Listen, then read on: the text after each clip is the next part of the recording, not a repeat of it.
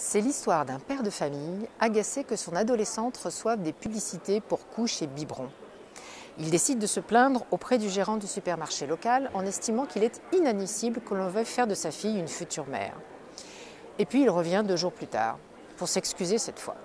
Sa fille était bien enceinte. La morale de cette histoire ?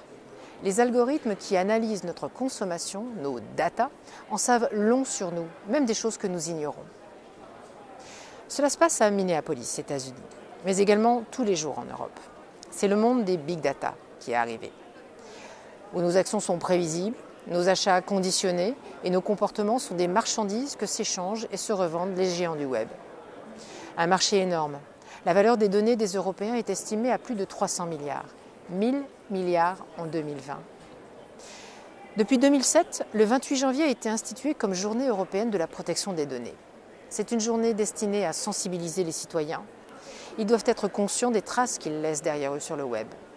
L'Union européenne considère dans ses traités que la protection des données de ses citoyens est un droit fondamental. Pourtant, le dernier texte législatif sur le sujet datait de 1995. Internet existait à peine. Aujourd'hui, plus de 90% des données personnelles transitent par Internet.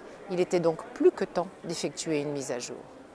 La réforme des textes européens sur la protection des données est en marche.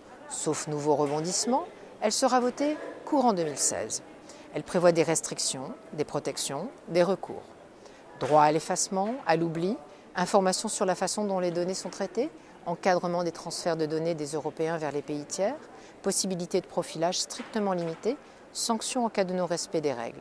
Avec cette réforme, l'Union sera dotée des standards de protection de la vie privée les plus élevés au monde. Nous souhaitons que cela influence la norme du reste de la planète. Une autre partie de ce paquet législatif concerne le traitement des données à des fins de répression et concerne donc les États. Là encore, l'encadrement et l'harmonisation des règles permettront d'établir le bon équilibre entre lutte contre la criminalité et le terrorisme et le respect des droits des individus.